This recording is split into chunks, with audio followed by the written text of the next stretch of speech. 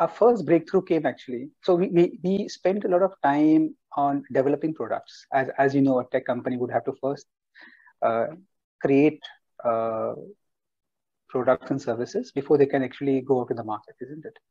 And we spent a lot of time in creating products first.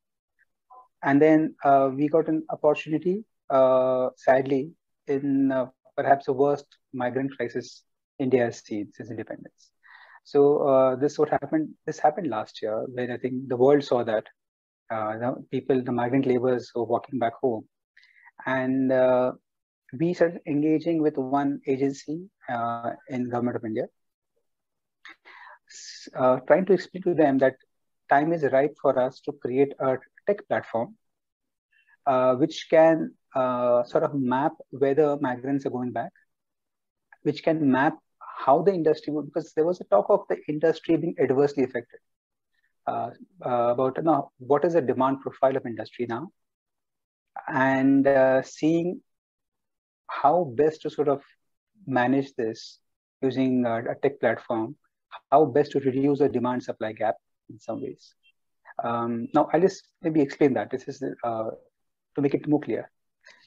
So as you understand, the labor was going back and the economy was also contracting at the same time, right? So say, assuming if there were 100 people working in a place A, and sadly in India, there's one thing I should mention, that India, the demand for labor is not commensurate with the supply of labor in a same local area.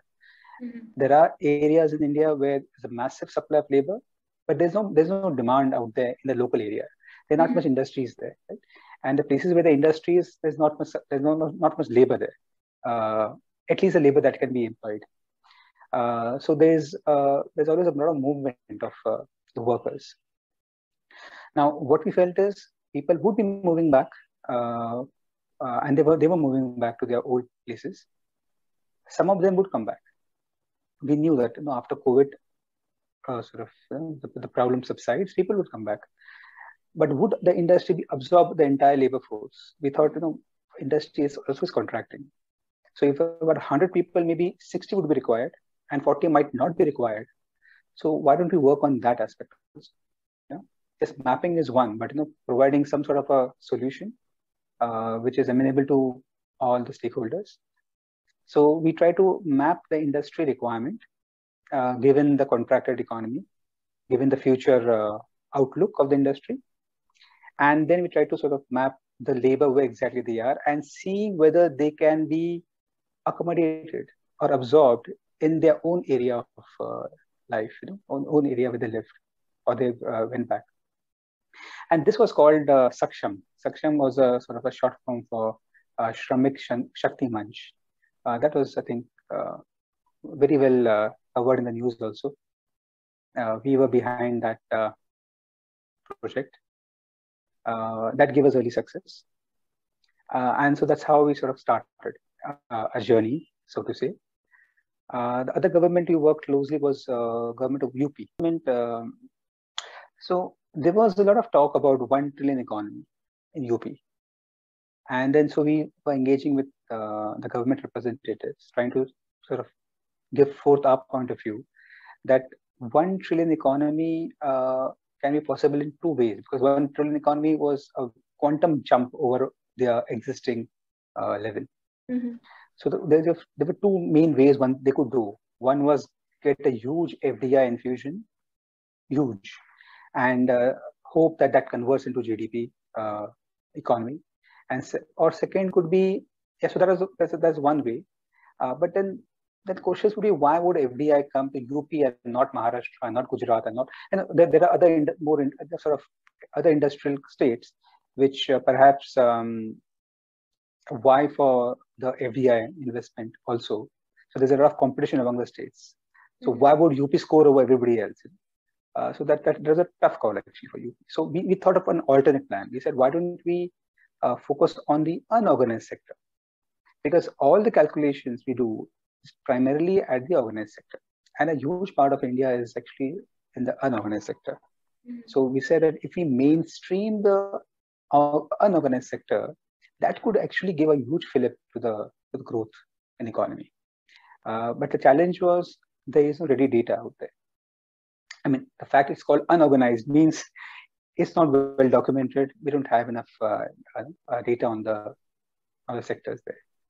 So we got this work. We had proposed this, that we will create a rapid survey tool and using technology, of course, and to get some sort of sample about the sector, which is not really covered mostly.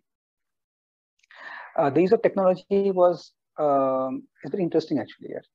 It's not what I should mention here very prominently. What we do is we don't tom about technology. Our technology is basically to make things scalable and make things cost effective. Because anything you do with technology becomes very cost effective when you work on a scalable model. But our technology is very empathetic. So if I want to work in a rural area and I say, no, I can only work, the bandwidth I require is that much, or I need this kind of, it'll be a smartphone based thing. And if there aren't many smartphone users there, then that technology is not really usable, right? So the technology, we believe, should be enabler, and it should be cost effective. That is very key to our business model. Cost effective technology, which is customized and empathetic to the customer's need. That is the key. And I think singles us out in many ways. So we used tabs, we used SMS based, we used bots, everything to cover as wide a range as possible of people. The bot, I'll tell you, is very interesting. So bots become a very easy way to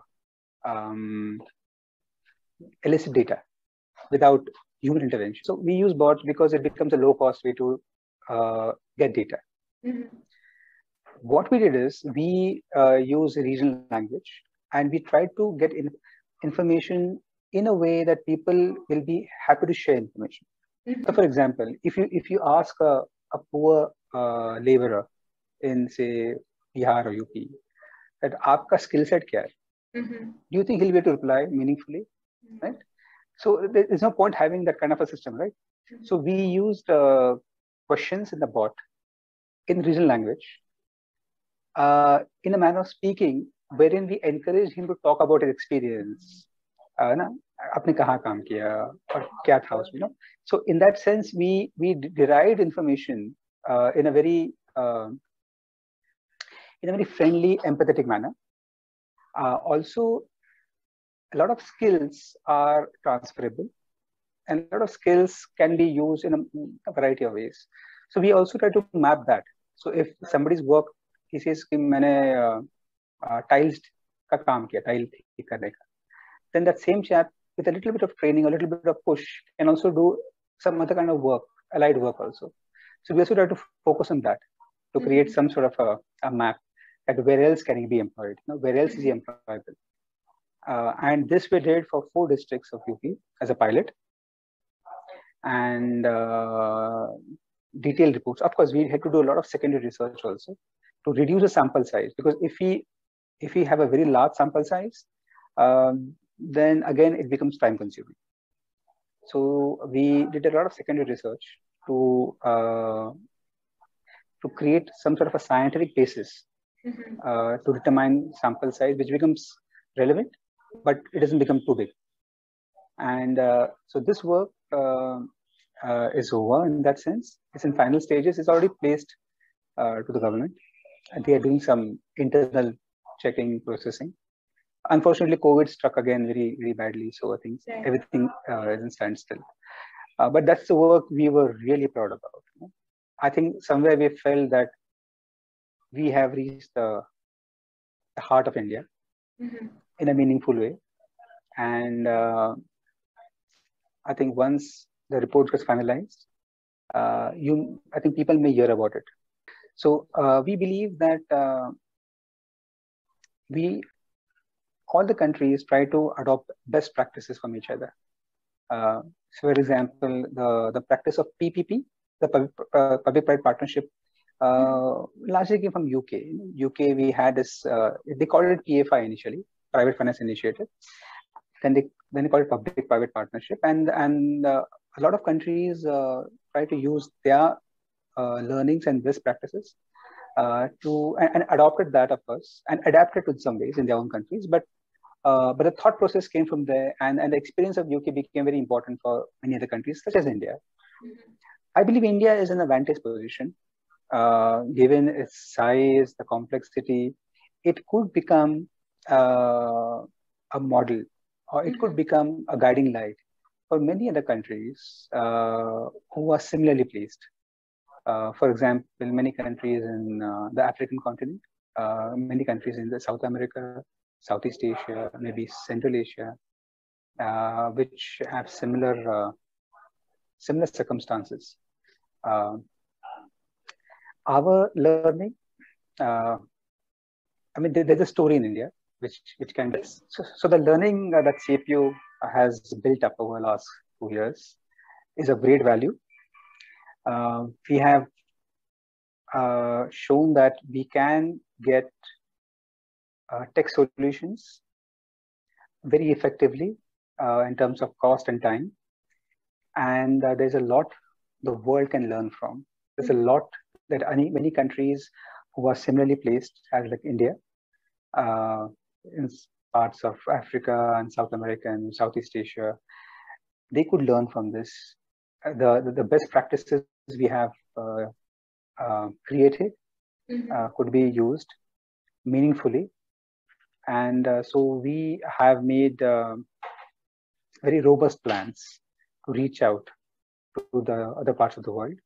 Our market is that. Our market is a market that looks up to India. A market is where our learning could be directly transplanted and customized, a bit of customization used in other countries. And we are very gung-ho about that.